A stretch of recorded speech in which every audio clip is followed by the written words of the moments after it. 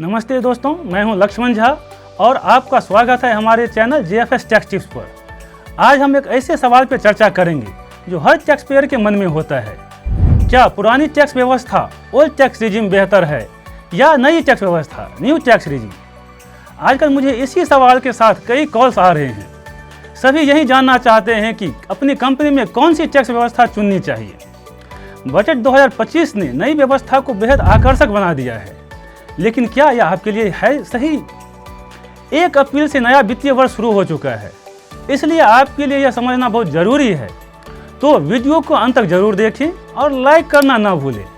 सबसे ज़रूरी बात, बेल आइकन को भी दबाना ना भूलें ताकि हम आपको समय समय पर सरल, सुलभ और सटीक जानकारी दे पाएँ। तो चलिए शुरू करते हैं। सबसे पहले बात करते हैं नई टैक्स व्यवस्था, न्यू टैक्स रिजिम की। बजट 2025 ने इसे मध्यम वर्ग के लिए बेहद आकर्षक बना दिया है। इसके मुख्य बातें हैं 12 लाख तक कोई टैक्स नहीं।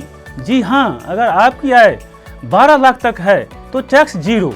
धारा 87A की तहत छूट के कारण किसने सोचा था कि 12 लाख तक की आय पे टैक्स नहीं लगेगा। अगर आप सैलरीड व्यक्ति हैं तो आपके लिए 75,000 रुपये की स्टैंडर्ड डिडक्शन मिलती है, यानी 12,75,000 तक की सैलरी टैक्स फ्री हो सकती है। मेरे अनुमान से भारत में 60 से 70% सैलरीड लोगों की आय अब टैक्स फ्री हो गई है। इसके अलावा जिसका इनकम ज़्यादा है उसके लिए टैक्स स्लैब भी सरल है।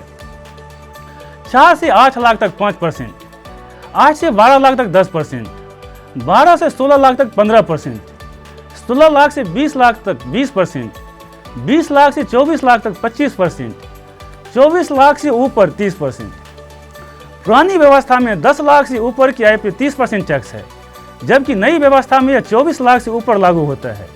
सबसे बड़ा फायदा, आपको PPF, ELSS, होम लोन जैसे निवेशों की चिंता नहीं करनी पड़ती है।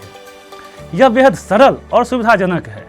लेकिन ध्यान रहे, न्यू टैक्स रिजिम में 12 लाख तक की आय पर टैक्स नहीं लगेगा। इसमें कैपिटल गेन से इनकम शामिल नहीं है, या कोई ऐसा इनकम जिसे स्पेशल टैक्स रेट होता है वो शामिल नहीं है, जैसे शेयर और म्यूचुअल फंड से इनकम, प्रॉपर्टी बेचने से इनकम, लॉटरी से इनकम इत्यादि। अब बात करते हैं पुरानी टैक्स व्यवस्था ओल्ड टैक्स रिजिम की। बजट 2050 में इसमें कोई बदलाव नहीं हुआ, लेकिन यह अभी भी कई लोगों की पहली पसंद है। क्यों? क्योंकि छूटों की भरपूर लाभ, HC में 1.5 लाख, HG में 50,000, medical insurance, HRA, home loan interest और अन्य छूटें, बहुत सारी छूटें इसमें मिलती है। 2.5 लाख तक टैक्स जीरो, 2.5 से 5 लाख तक 5%, 5 लाख से 10 लाख तक 20% और 10 लाख से ऊपर 30%। अगर आप ज़्यादा निवेश करते हैं तो टैक्सेबल इनकम काफ़ी कम हो सकती है, लेकिन इसके नुकसान हैं।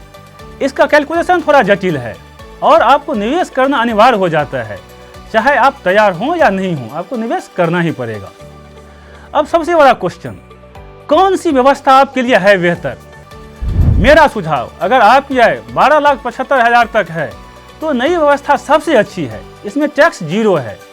अगर आपकी आय अधिक है और आप 4 से 8 लाख तक की छूट ले सकते हैं तो पुरानी व्यवस्था को ट्राई कर सकते हैं।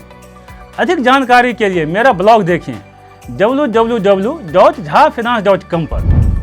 एक महत्वपूर्ण जानकारी, अगर आप सैलरीड हैं तो आप टैक्स रिजिम बदलने का विकल्प रखते हैं।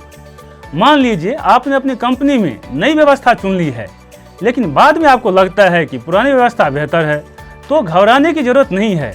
ITR फाइल करते समय आप अपनी टैक्स व्यवस्था बदल सकते हैं। अंतिम सुझाव, आप अपनी इनकम और इन्वेस्टमेंट का हिसाब लगाएं और बेस्ट कैलकुलेशन के लिए, सही कैलकुलेशन के लिए अपने CA से सलाह जरूर लें। तो दोस्तों, अब आप समझ गए होंगे कि नई व्यवस्था बेस्ट है। अगर आपको यह वीडियो उपयोगी लगा तो लाइक करें, सब्सक्राइब करें और बेल आइकन को दबाएं ताकि आप ऐसी जानकारी पाते रहें। कमेंट में बताएं कि आप कौन सी व्यवस्था चुन रहे हैं और क्यों। और कमेंट में यह भी बताएं कि आपको कोई क्वेरी है या कोई प्रॉब्लम है तो आप क्वेश्चन कर सकते हैं, मैं उसका आंसर देने का कोशिश करूंगा। अगले वीडियो में हम चर्चा करेंगे नई टैक्स व्यवस्था में अधिकतम टैक्स कैसे बचाएं। जुड़े रहिए। धन्यवाद।